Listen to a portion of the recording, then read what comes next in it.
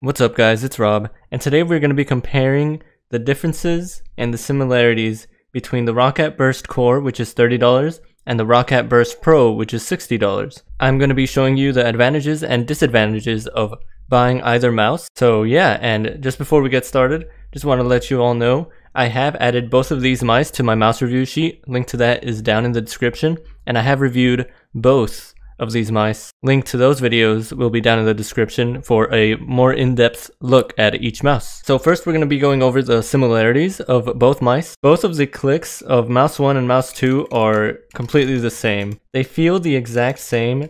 There's no real difference at all. There's no side wobble, side play, or anything like that. They are a little bit dull sounding, and they might sound just a tad bit different, but they perform the exact same.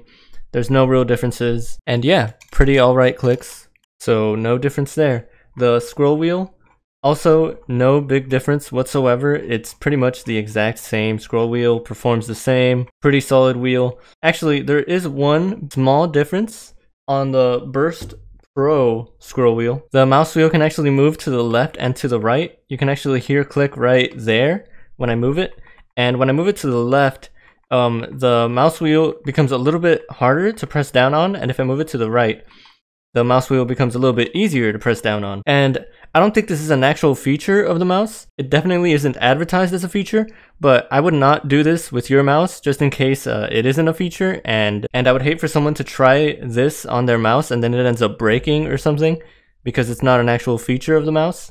But yeah, just thought I'd highlight that. I'm not able to do this on the Burst Core.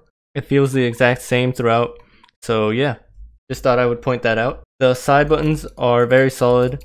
Like I said, both the exact same. Pretty big side buttons, I really do like them, but there is no difference there whatsoever.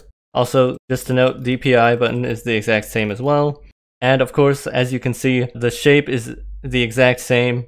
No difference there at all, and also both of these mice are around 68 to 70 grams, so pretty much the exact same in all of those departments. So now to start with the differences. One of the big differences of the mice are the mouse feet. The mouse feet on the Burst Pro are actually amazing. I love them. The glide is incredible. It feels so smooth, and it glides really well on the mouse pad. While on the Burst Core, you do get somewhat of a rough feeling on the mouse pad. It's definitely not as smooth with the Burst Pro mouse feet, and they feel just a tad bit scratchy, so that's definitely one advantage of getting the Burst Pro. And also, another advantage of getting the Burst Pro would be the cable. This cable is actually extremely solid. It definitely doesn't need a new cable. This is already very flexible and lightweight, so there's no real problem with this cable. Definitely doesn't really need to be replaced. So yeah, it is a very solid mouse cable. Now for the Burst Core, we do get a rubber cable, which is pretty stiff. For a rubber cable, this is pretty good compared to the G203.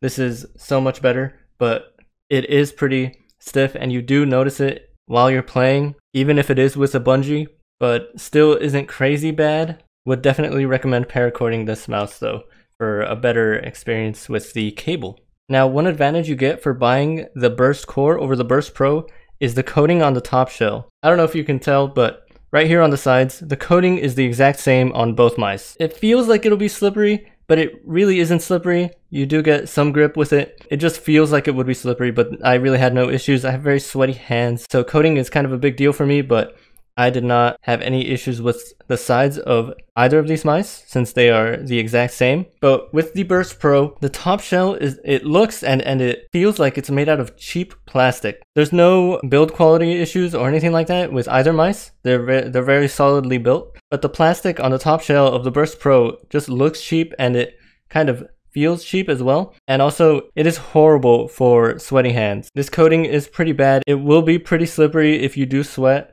a decent amount, so just keep that in mind.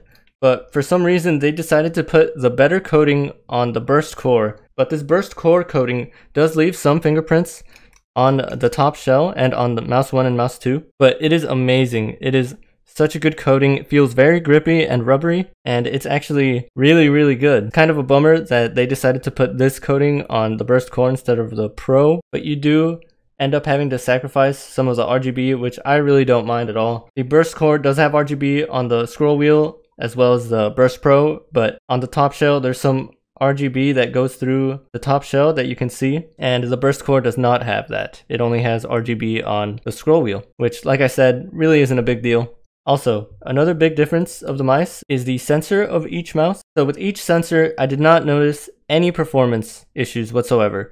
They performed the exact same. I didn't feel many differences at all, but there is one big difference, and that difference is the liftoff distance. For the Burst Pro, you can change the liftoff distance in the software. You can make it high or low, whatever, right? But with the Burst Core, you cannot change the liftoff distance.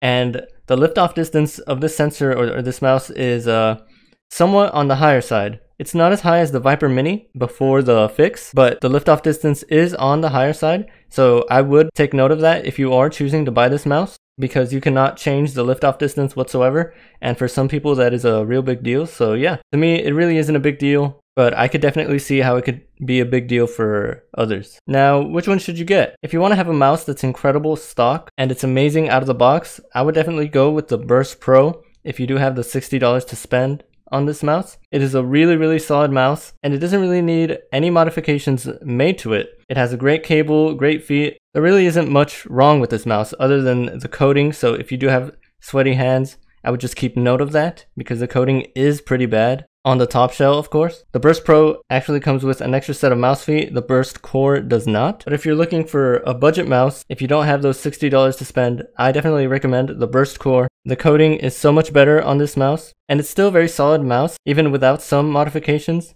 But also, if the liftoff distance isn't an issue for you, what you can actually do if you have maybe like $55, $60, and you don't want to get the Burst Pro, you can actually get a better mouse with the Burst Core.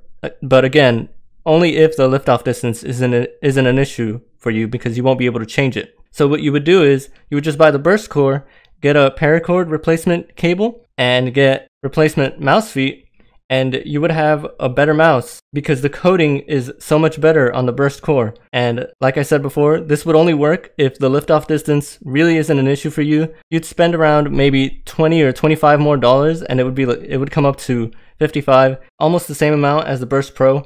But yeah, just wanted to take note of that. And yeah, I really hope this helps with you making the decision on which of these mice to get. And like I said before, individual reviews for each of these mice will be down in the description, as well as all the info in my mouse review sheet of all of the mice I have ever reviewed. Thank you all so much for watching the video. I really appreciate it, and I really hope it helped. I'll see you guys later. Bye!